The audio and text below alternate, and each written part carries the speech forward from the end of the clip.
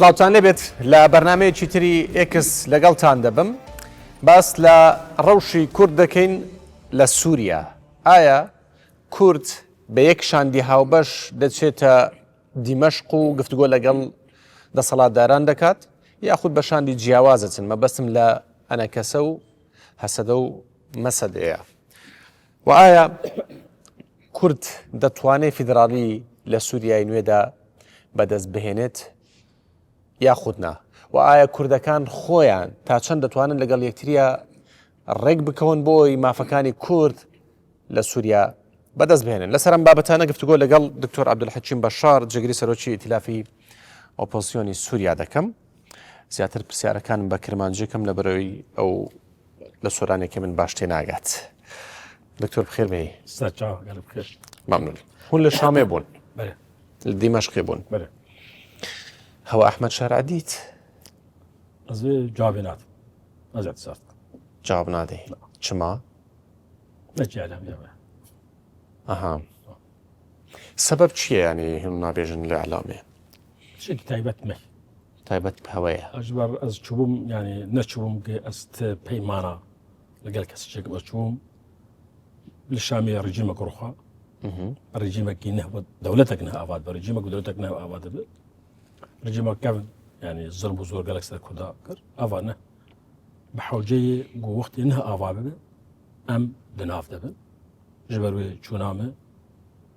mitevgerek berfirek kir hêzên siyasî Sûriyê giş dîtin êl Şamê me netewên Sûriyê giş dîtin باش her kesê got Şamê memkun bû yanî rolek wî hebe me ew dît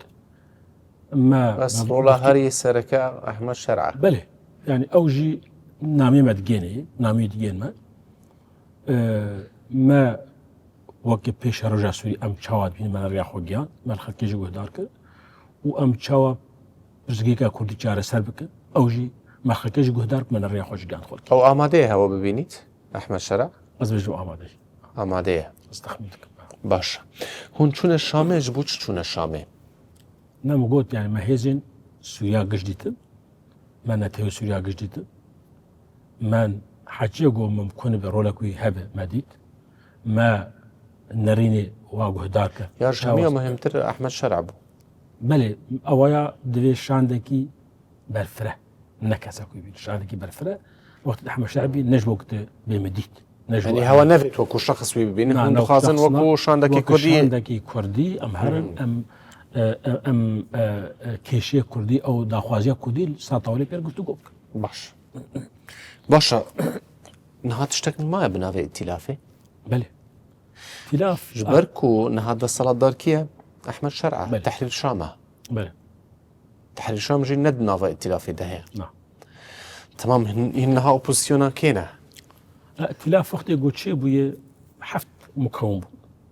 هەندێک ژێ دەکەتن ئەڕەکانە ئەv هێزن چەکدار هێدی دەردکەون ئەم وەک مەسواتنی کوردی ئەم بە حەوجێ جەبهاک سیاسین ئامە جەبهەت سەلام و حڕیە چێکردی ئەم چار ئێستێدان باش ئانەکە ئەم ئەv تلافژی ئەنجومان تێدەیە مەجلی تورکمانی تێدەیە مەرزەم ئاسووری تێدەیە ئەخوان مسلمی هێزن سیاسی تێدەنە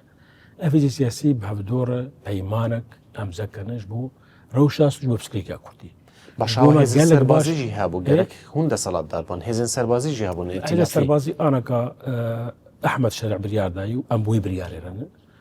گێ یەک جێشی سووریا چێک بەناوی جێشەکەی سووریا نەتەوی ji ber wê hinek ji wa hêzên bi ser etilafê çûn guftûgû lêgerî kirin û biryardan di nav kevin ewana de ji tayfeqelê biryardan gi nav hêzan cêşên netewî Sûrî kevin wa jî pêwîst e got yek cêş li Sûriya. Zor mebesta min çê diktor mebesta min ew gerek hûn deselatdar ban niha li Sûriye wekû îtilaf nek grupekî wekî Tehrîr Şam biçînin deselatdar bî. Wextê gi îlaca Sûriya siyasî ba yani rejima goçû xedava berçavskirina siyasî و ئێتیلاف بەشێکی خۆرد دەسەڵاتی دەورەکی ڕۆلێک خۆرد لێ بەعتیبار عسکەری چوو دنیەکی بەس هەوەژی ئالی عسکەری هەبوو. بەێ ئەوی ڕۆلێک بە هەبێ ڕۆلێک ئێتیلافی باشە بێ مەرحەلە یەکەمین ئانەکە ناوی حکوومەت تەصریف ئەعمالە باشە ینی وەخت نەبوو گۆ بشێوەرە بە ئێتیلافێ و هەیئەت تەفاوض و مەنسەد مۆسکۆ و مەنسەد قاهرە و هێزن سیاسی دن حتا گۆ حکوومەتێکی چێک مەهاکەفێ حەوجێ بۆ حکوومەتێک ئەسعافی حکوومەتە خۆئالیدانی نافي كر حكومته تصريف اعمال يعني هوار الهبة تصريف اعمال او تنين لي بيش تصريف اعمال انا كدتش قلت قود من يجي كون غيرك نتوي بيت شكل باشا ددو هندي باش دربن او كونغرنا تبي الجور يعني بيشي هنكي عجله لي اللي انا كالجور معلومات ما فيش دار باشا ددو حكومتك دمكي او حكومه دمكي بنجهي برياله دودو بينشار يعني برياله دودو بينشار اج اذا نفرتستان ده 1015 اف حكومات دمكي اجو بشتي ازاري تشيبي بس دبيجن دمج يرد فيت بلي اول هل بجارتن دمج يرد فيت البجارتن او وقتك جدنا يعني بلي. او انا كا بيشي وق برياله دودو بينجوتشار بيشي حكومتك دمكي حركه جي خوتي ببينه يعني حركه سوري نتوي سوري بهاجر بارتيان هيزن خودي رول بي اوایاوی دمکی درج دور سال که مکن به 3 سال که آرامی سوری چکه به خلک پنابر سوری وگرن جیانی پریو به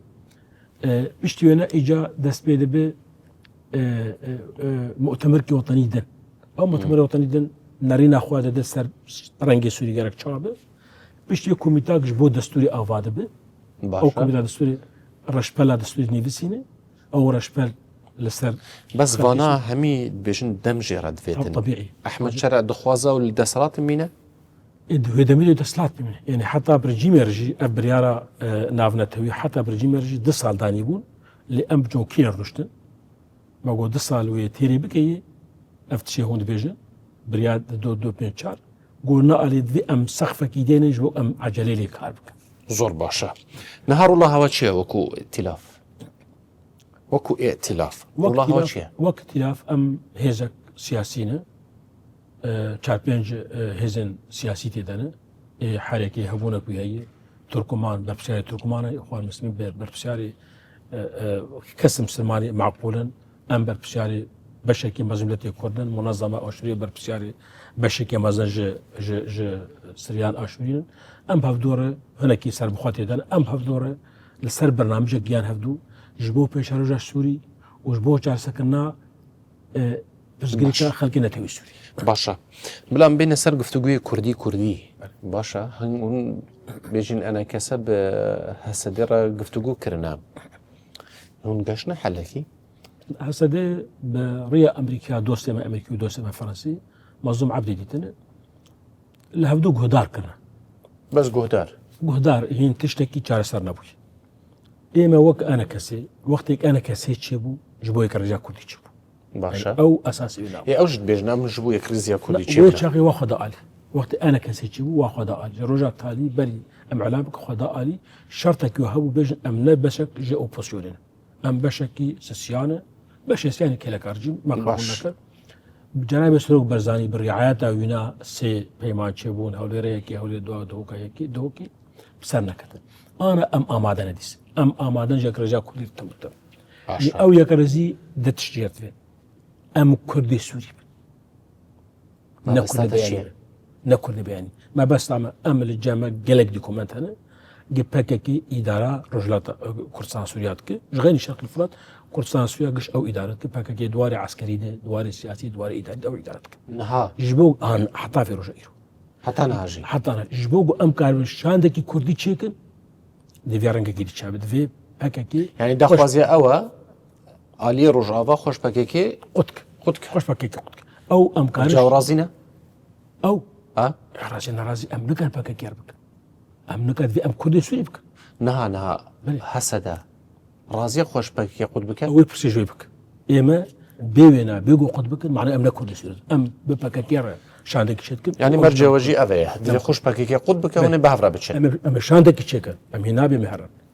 شرط تشيك دوها يعني دوا قل قرنق شاندك وداخوازيا شاندشي مهرن تشي شامي داخوازين هو شافدو فرق نينا قالك فرق ام دوزا ما في ملتي كردك تشوقهن هاف تمام ام دوزا ما في ملتي كردك او دوزا يكتيان قالاتك براتيا قالات يبا تشاو بقهن هاف وصا دفي كردي اقل من درنا خبتك بيتشاوا افرزقيك علاج به ام بباكيكير شاندك تشيكن دبي افايا قبول دبي ام هرن شامي ام بيجن ام براتيا قالات خذ ما في ملتي كرنا خازن هذا نمكن افايا جيب قبولناك وكان قبولناك هذا مستحيل نأمنا كردي ولا بايس كس قبولناك بس يعني بس نحيا عاطفي بس دم دتشا يعني هميد زرارة كردية زرارة كرد ديسز اللي فقرب أم شاندك باكيكير نمكن أمشيك جواتي خصن علاج بك جواتي او بونو من او جباكيكي قوت نابن او قوت نابن علاجنا داخوازي هواجي او كل باكيكي قوت ببن داخوازي او فدراليا او بيجنا اكيتيا قالا اكواتي شو قان ركفتناكي نمكن أم شاندك باكيكير يعني رجعواش دزدن سرفان خلافاتا نا خلافات جوهرية وقت أزوار بكم از باكيكي شاندك يرتشيكم وزن بستكش بو كردانا خاصم وجاهم من رجلا من كرسان سوله تيكدا از هرم جم إدارانه بتكش بو كرداز ناخواز از تشكي ناخوازم از يا براديا قلان خواز از وش غير أوا كرسان سوله تيكدم از ما فيلت كرتيد وتاريخ جي نعلتي الرأي كسيولورين أفيج جا دفج بسجيكا كردي بس أم تفجرا كردي شيء بوني جبودي تشتا ديمقراطية بو سوريا وما في بدي كرد عفوا كده في جبت باشر الله أمريكا وفرنسا شو بيها أو شو بيجن أمريكا وفرنسا يعني أم ديسباسيوات كان جالكي محاولات كان اللي حتى أنا كعلاج نووي يعني أوجد خوازن بيجن باكا كيكيش أك مثلا اللي حتى أنا علاج نووي إنها أجر بيجن حسدا خوش باكا كي قطنك تركيا جد بيجاز إيش كمسر رجاوي كردستاني دو گفتگو ترکیه ده و امریکا ده بون من اگر خوش قطنا که اود ایرش کت یعنی رجاوا نامینیتن اشتاق نامینه بنظر از جواب بده دو گفتگو ترکیه و امریکا سروی في بابات يعني تركيا جا امريكا ده بيجي 10,000 كيلومتر هاتيه تجهر داعش بكم ورتاتو سوريا 8,000 كيلومتر بحره تجهر داعش بكم حقيقي ايما سلاح ديما فككي ازوج مسلاح ديما تشكي افاتك اسقبوا لك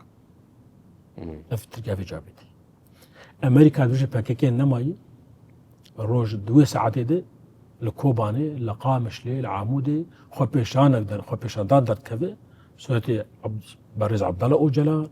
وحلامي فككي ثالثه يعني بيجي نقم حني باش يعني تشارسر قال لك جبومه قال لك علاج قال زلاله اللي كاوي علاج كاربك لو تشكيتنا جبوق ام وانا قليك جيش هاي علي حسدي تبيجن بونو من او ائتلافا او تدنا او هيزن سر بي ائتلافنا هيزن سر بازي دهن ايرشي سر كرداد كنو كرداد كوجن لا سر كرداد ايرشي سر باكيتك برا باكيتي دركفه باكيتي نابد نمينه وجهه امي دفاع خوفك امي وجوات بسكن اي غير شباب بونو من او هيز شو تبيجن عفرين قرت شون سريكاني قرتن جريسبي قرتن همو جهه كردابون جي جو باكيتي عفرين جگاوا و هیچ چقدر قرتن بس اوين كو دهنا شهيد كرنو كشتن هر خلكي كرده يعني هر اوي زرار دبينا خلكي كرده سبب باكيتي اي مجبومه مثلا شهيد تخوازي بيجي هر انسانك دبر شورشا سوري جانا خداي دست ام شهيد حسيب كان هر انسانك دبر ما في ميد كرد جانا خداي ام شهيد حسيب كان هر انسانك دبر خاكا كوسانا جانا خداي ام شهيد حسابت كان باشا دفي علاج ما باكيتي درنكبه منطقه كردي خطر تماس ده باشا هوا وان چاروجا سر بارزاني دید بو بله هوا بحثات شكر سر بارزاني چجوارا گوت سر بارزاني جنابي بيشي گهدار کرد چونام نشامه خواست از يعني من خود چه بدي تيمجر جنابي رگوت لدس نصيحت يعني كان لما يجي انه هو كردي سوري لا بس لك ناكب نافت الفصيل يعني حق نادو خو انسانكي بحكمته بخدي تجربه حق نادو خو قلت كيف تفاصيل هو كردي سوري لافدو بكن شل آلين بكبه آلي كاري جسمي بأسحاسر وقت بيجي كردي سوري رسالة زلال باشا دو قف إدارانه لسوريا يعني بحق كردات شيء أجل بيجي وجد شيء قنج بحق يلابش يعني نكبن غلطية وشاشتية وشري لانك أفحل شيء سركا قو جنابي شيلت مكر هيج تشتك هبود تنخوازي سرشاشة بيجي ما جابت بيش السرشاشين وانا تشتندن همونك و تنفت الفربا حزبك لا جنابي سرو قلت زلالة ويعني تشتي الجمي دزي واشكرت هنا تشتي زلالة تشيش من قلت انت المقابلات قصات زي بيرو كده عينة تشتي زلالة باش لا بحاجة قلت شي بنت طاولة بهدية ابدا باش بس اوكو هندكن هونو علي باكيكا دكن دي كرب با قرباني ما بس من علي هسدا أري يعني أوكو أنا كسا وهسا ديكن يعني كردي ببن قرباني ذي هو حقيقي حقيقي بدن آلك وكو إعلامي باشا حقيقي بدن آلك إيش بككيل جمشي أم وقت بجن برا بككيل تاش مبرده أم غلط بككيش نعم درك جبوك هذا جقدار جمانك أم غلط أم كردي سوري إيش ما دف جبرنا ده بككيل سيتشير رجال الله سنة إيه تقص خلقي كرد بيكوشتن كيف عويت بيجي أز حزب شهيد عم عكس دنيا كشي دنيا قشت بيجي جرك أز خلقي خوب بارزم أو جنود خلقي خوشتن بدم جبو شهداء برفن باشا برابر بقنديل سسي جنجي كردا قيزو خورتي كيم حجة صالي بقنديل أفحرسي وكيل يعني أول سرد دبيجن برز جميل بايق أشكال بيجي مسألة كردي بيتشكيش كفنارة موديل كفن أهم براتين قالات خاصة أو يعني أو بالزمان خود بيجي نعم تهماك خسيدة يعني بس جيكا كردي مسألة كردي ورجع برز آل داد وجه قضية قومي معطي لي يعني شو معطي لي إمام عكسي بيجي أم بيجن هابونا ما كي رجلا كون ركنا كفن باكي بلا خوش ما باك تبروبلم كثير أبدا نب هندر ونجدف بروبلمي هرمي تنا بروبلمي تركيا تنا بروبلمي خلقي سوريا يعني أودا صلاة دار النهار رجعوا كردستان أو شيء حاضرن قالوا ريك كفن بس باكر ناهليت أبدا يعني أوي باكا كيف جري داي حتى جو كردي سوريا بنجي نأزاد جوا جي مسألة خلاص كان جي باكا كي أو بريار كي بستينا جاري كمي بلكي بريار كردواري كي بستينا زباور ناكم بلكي برز عبد الله أوجر أنا بيفجر أشيد نافي تركيا إن شاء الله بخواز بسر كيف وأبشتاوي دكتور هجر باكا كي بلا خوش ما فكي كي شيء ما نامين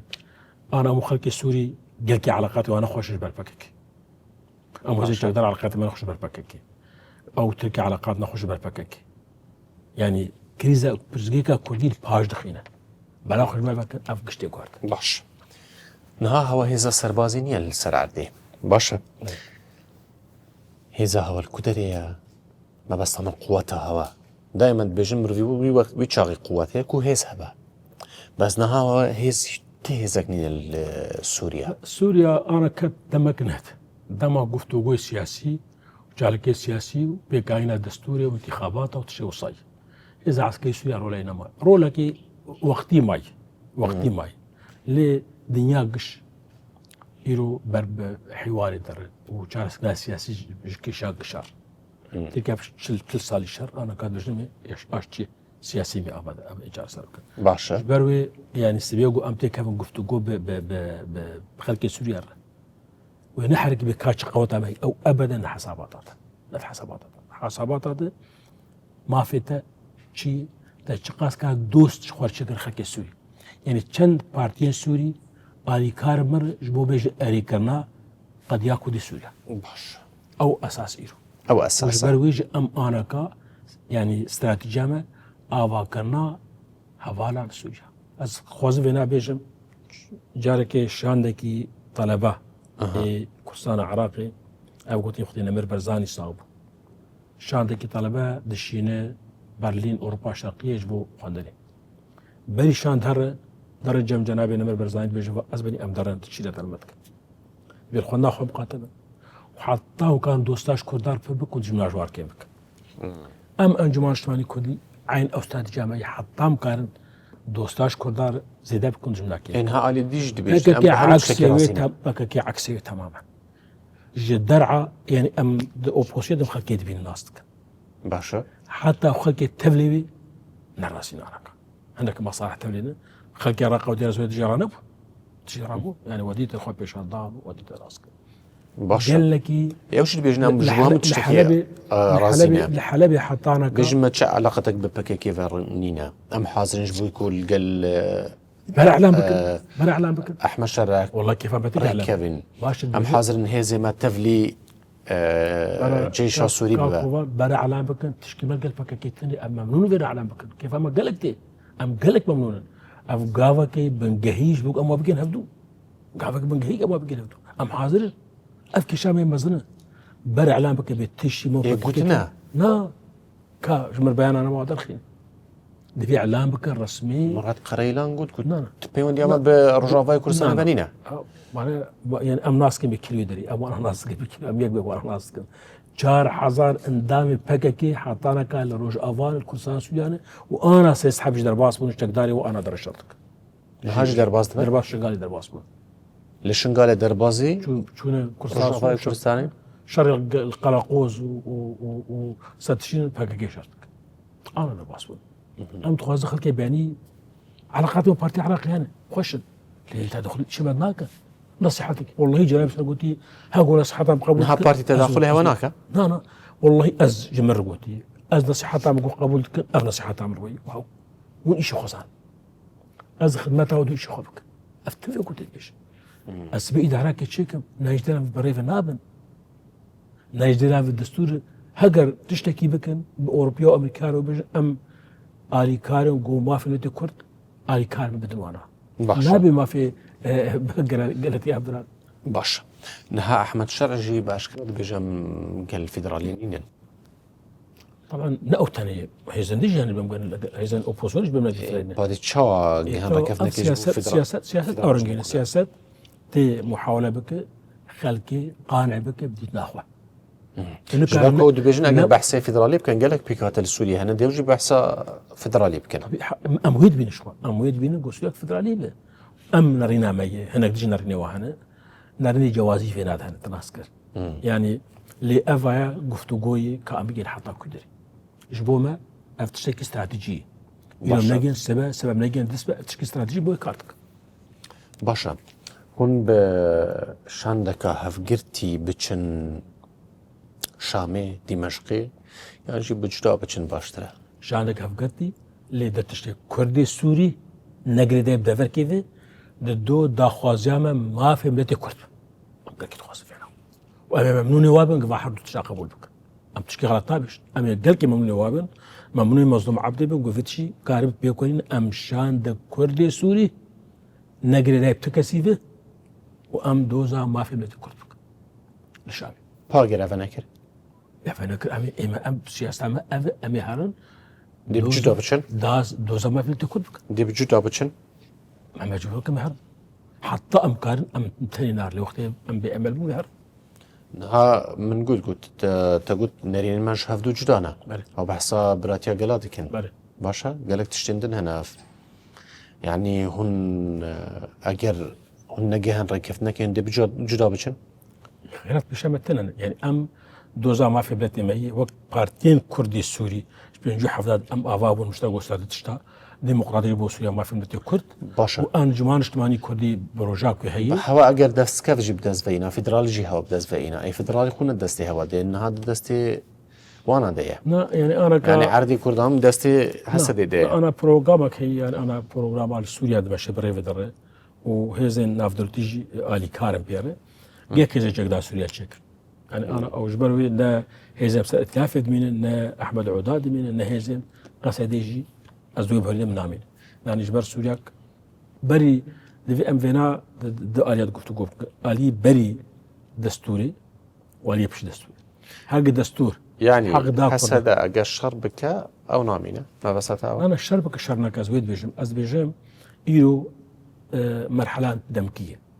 حا دمكية تخصتن يك جيش ويك إدارة لسوريا ناب إدارة جهة جهة وجيش جهة جبر قهفل معناه حرب أهلية لي بشتي دستور هادارين أما سروك أنجمان شمالي كردي بيبخوازن دفرا كردي هزمي تقدر بفارس لنبري دستور أفايا أمريكا وفرنسا في شهر الهوا دي دستور في حقيبة دماغو أم بفارس ويتشاغيد أمان وضمان أمريكا وفرنسا في شهر الواد كن هردو آليا جبوي كوري كيفن قالك تخوازن لي دبيجن رخني وستر بيدي تجي خطركش جاركش نقول أنا تشد ما قلت شان ما نقول يعني مثلا قالكي حوالي ما أنا كان مثلا نصر الدين برك دايما مكتب سياسي شهيد كرنا أما فهمك بيشما حوالي ما بهزار دورسن دايما مكتب سياسي حطانا نخوياي دبيجن هرشة جلسة هي كنت كوجن راستا أفانا نعم محكمة بخاسن محكمة في أفايا الجامعة دي كومنتها نسرفها مثلا نعم أم قلت نكيد بيجن دبيجن هرشة لساته جهة كتاب كوجن برا محكمات برا محكمة السلمة بافوزود جاكم حركش نعم كرو أنا جي يعني قرارك إيش برشة ذكرت إيش برا ذكرت مش برا جيم ذكرت الجيم قرار كرت نام هبو لأسكام للجبر يعني هو توش بار كرتا شوي تجبر كردا شوي بله او جبر كردا باش هيك بسر بريارا كشنامه دا رجيم بريار قرتنامه دا قرتنامه كان ديرك روشنامه بالرجيم در ديرك نما يعني رجيمي بريارة قتني دا وانا بريارة كشني دا معلومه مؤكد باشا هون هردو آلي آمادن بنتوين ديرة برونن گفتگوی بکن هند نوا اپوزیسیون ده آمادن قال آلی عربی ده آلین عرب يعني همي بيكاتين دي گفتگوی بکن او جي آمادن قال خلقي دير زور وفلان وفلان وفلان وفلان حسدي تشيكن بس هون آمادنين نقول هفدو برونن بله ما بدأت كوالسيون السوري اوبوزيسيون برنامج كيف ستفقين لا نوايا ودبنا في اوبوزيسيون السوري لوقت شاندكي كردي به شاندكي كردي سر بخوده از بشر اوبوزيسيون السوري من تشيش هفدو جهنه اوبوزيسيون السوري ما في سوريا توايم دمتكن واوبوزيسيون بمر دوكومنتك وقع عندي حتى ما يعني آلي سينينا ما دوي دوكومنت نيفستان دي حق ما هي ام دوزا فتره ليبك بكار شو بكر سپاس جبو دكتور عبد الحكيم بشار جاگری سروکی ائتلاف اپوزیسیون سوری کتول گلموی گلک سپاس بوی واش کبینر ما بون تا برنامه چتر هر لخوشی دابن